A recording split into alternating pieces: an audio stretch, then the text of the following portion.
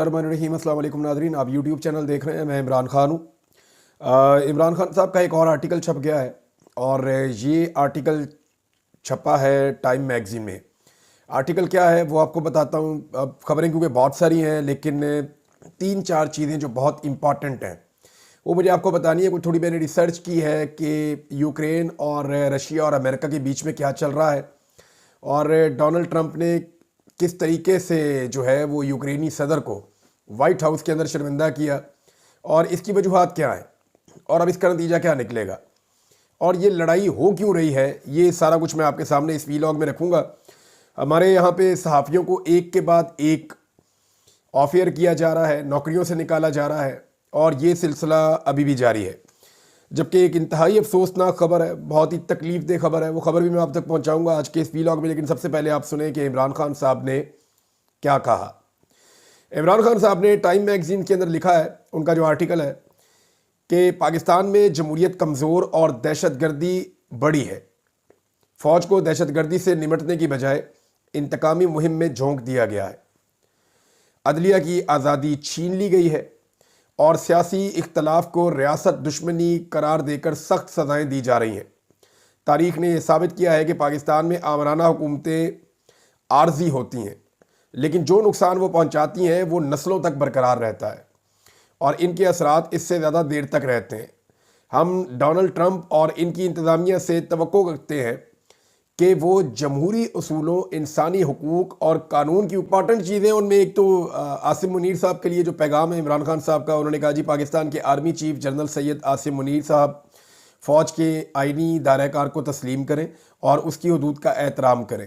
सिर्फ इसी सूरत में पाकिस्तान हकीकी जमहूरी निज़ाम के तहत तरक्की कर सकता है।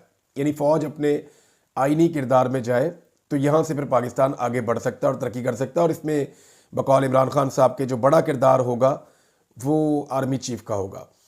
फिर डोनाल्ड ट्रंप के हवाले से इमरान खान साहब ने कहा कि जो क्योंकि अमेरिका में एक नई हुकूमत बनी है, उन्होंने कहा जी उनसे हम तवक्को रखते हैं कि वो जमहूरी उसूलों, इंसानी हुकूक और कानून की हुक्मरानी के अज़म को मज़ीद मुस्तहकम करेंगे।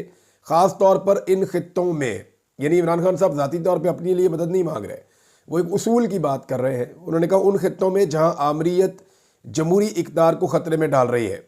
देखें, इमरान खान साहब का जो बयानिया है वो शुरू होता है एक साइफ़र से, तो अब वो डायरेक्टली अमेरिका को किसी मदद के लिए कभी कह नहीं सकते। लिहाजा वो जब भी बात करते हैं वो उसूल की बात करते हैं, इक़्तिदार की बात करते हैं।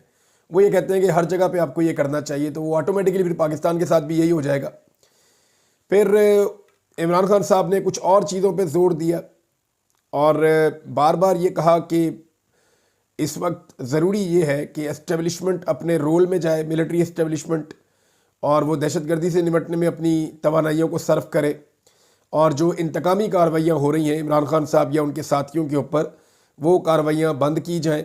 बहरहाल ये एक तगड़ा आर्टिकल है जो द टाइम्स मैगज़ीन में छपा है। अब टाइम के अंदर इमरान खान साहब का आर्टिकल छप जाना ये फिर शरीफ ख़ानदान के लिए और जरदारी ख़ानदान के लिए बड़ा मसला है, क्योंकि वो तो अपना आर्टिकल आज तक वहाँ छपवा नहीं सके, ना वो वहाँ पे आर्टिकल लिखते हैं। पढ़ने लिखने वाला काम ही नहीं करते, ज़्यादातर ऐसा काम ही नहीं करते जिसमें कोई चैलेंज दरपेश आ जाए। लिहाजा इमरान खान साहब का जब भी कभी आलमी मामला आगे बढ़ता ही नहीं है, बहुत तेज़ी से फ़ैसला हो जाता है, जल्दी से, कुछ ज़्यादा करना भी नहीं पड़ता। लेकिन हाई कोर्ट ने 5 साल तक इस केस को लटकाया और बिलाखिर उस आदमी ने अपनी जान देकर अपना केस साबित किया। अब अल्लाह रब्बुल इज़्ज़त की अदालत में पहुंच गया वो बंदा। अब उस अदालत में जज साहब भी बतौर मुल्ज़िम पेश होंगे, चीफ जस्टिस भी बतौर मुल्ज़िम पेश होंगे, क्योंकि जिस आदमी ने अपने आप को आग लगाई है उसने कितना तंग आकर अपने आप को आग लगाई है। अब उस अमल को तो जस्टिफाई कोई नहीं कर सकता, लेकिन बड़ी तकलीफ दे बात है। यानी रात को इनको नींद कैसे आती है, मुझे ये समझ नहीं आ रही। क्या उन्हें ये नहीं लगता कि उनके अपने काले कोट के ऊपर या उनकी अदालत के ऊपर इस खून के धब्बे, उन्हें नहीं लगता कि उनकी इंसाफ फराहम ना करने पर या इंसाफ फराहम ना कर पाने पर एक शख्स ने अपनी जान दी है और वो उसके लिए ज़िम्मेदार है। देखें, बात होती ना कोई 2 महीने, 4 महीने की, 6 महीने की, तो इंसान कहता है कोई बात नहीं है। 5 साल तक वो आपकी अदालत के धक्के खाता रहा, लेकिन किसी ने उसको इंसाफ नहीं दिया। अब अदलिया की हालत क्या है, इस पे एक रिपोर्ट है, वो भी आप देख लें कि वर्ल्ड जस्टिस प्रोजेक्ट के बकौल पाकिस्तान लॉ एंड ऑर्डर के हवाले से 142 मुल्कों की फहरिस्त में 140 नंबर पर आ गया है।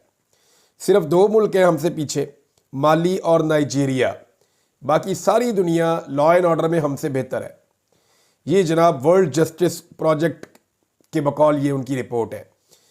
अब ये रिपोर्ट ये बता रही है कि सिर्फ दुनिया में 2 ऐसे मुल्क रह गए हैं, नाइजीरिया और माली, जो हमसे बुरे हैं, वरना बाकी सारी दुनिया, नदीम मलिक साहब की भी चली जानी है और बाकी सबकी भी, मेहर बुखारी सबकी चली जानी है। तो ये सारे एक ही दफ़ा अपना प्रोग्राम बंद क्यों नहीं कर देते? इन सबको चाहिए कि ये कहे जी हमने कल से प्रोग्राम नहीं करना, हम आते ही नहीं, बैठते ही नहीं अपने प्रोग्राम के अंदर, खुद ही कर लो प्रोग्राम आके।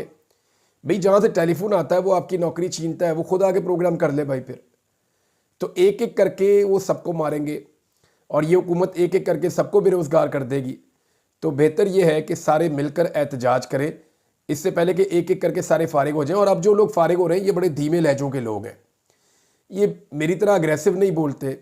मेरा अपना भी तो प्रॉब्लम है ना मेरा, यानी मेरे साथ जो भी हुआ उसके लिए एक ज़िम्मेदार तो मैं भी हूँ ना, कि मेरा लहजा ऐसा था या मैं बात इस तरह करता था जिसकी वजह से मेरे ऊपर रिएक्शन आता था। लेकिन ये लोग तो बड़े धीमे लहजे के, बड़े नरम मिजाज लोग थे, इनसे भी नौकरियां छीन ली। तो इसका मतलब अब आप समझ जाए। नादरीन, ये डोनाल्ड ट्रंप के हवाले से जो खबर है ये मैं तफसील आपके सामने रख देता हूँ। पहले आज की डेवलपमेंट आप देख लें। हुआ ये है कि जो सदर हैं यूक्रेन के, ज़ेलेंस्की, वो पहुंचे हैं वाइट हाउस में। यहाँ पे एक डील पे दस्तखत होने थे, जो डील थी मादनियात के हवाले से अमेरिका और यूक्रेन के बीच में। क्योंकि अमेरिका के नए सदर को ये लगता है कि हमने बहुत पैसा खर्च दिया है यूक्रेन की जंग में, लिहाजा वो पैसा पूरा करना चाहिए। अब वो पैसा ऐसे पूरा होगा कि यूक्रेन हमें उनके बदले में मादनियात दे दे। अब यही मादनियात छीनने के लिए रशिया आया था। रशिया फौजी ताकत के जरिए से छीन रहा था, अमेरिका ने फौजी साजो सामान सिर्फ दिया, लड़ाई में नहीं उतरा। और अब ब्लैकमेल करके अमेरिका ले रहा है वही मादनियात। तो दोनों सूरतों के अंदर यूक्रेन को कुछ नहीं मिला। अब हुआ ये है कि पहली मरतबा इस तरह की चीज़ें देखी गई और जो वीडियो सामने आई हैं वो बड़ी हौलनाक है।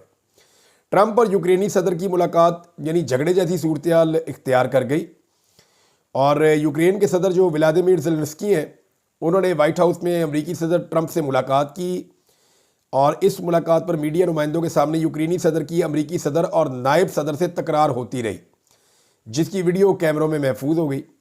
अमेरिकी सदर ट्रंप ने, में से ये जो मुल्क था ना यूक्रेन, ये बहुत बड़ा मुल्क था, बड़ा तगड़ा मुल्क था। रूस इस एरिया के ऊपर अपने दिफा के नुक्ता नज़र से बहुत भरोसा करता था, क्योंकि ये यूरोप की तरफ जाके मिलता है। अगर आप नक्शा देखें तो रशिया से नीचे जाके यूक्रेन और यूक्रेन से आगे फिर यूरोप का इलाका आ जाता है, आप यूरोप की तरफ बढ़ जाते हैं।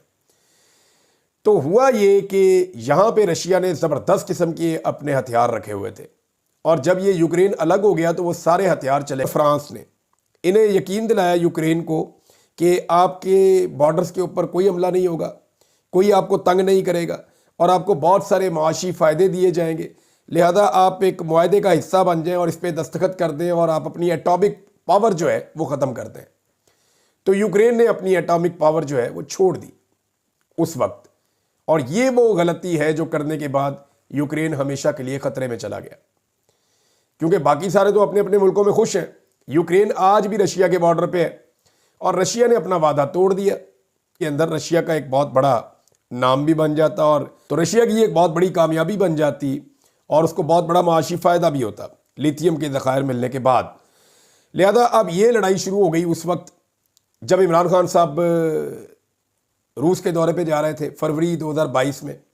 तो चंद हफ्तों के अंदर अंदर जो है वो बहुत बड़ी मिकदार किसी जानिब से कोई कंक्रीट एविडेंसेस या ऐसी चीज़ें सामने नहीं आई, ना पाकिस्तान ने अभी तक इसको ओन किया है।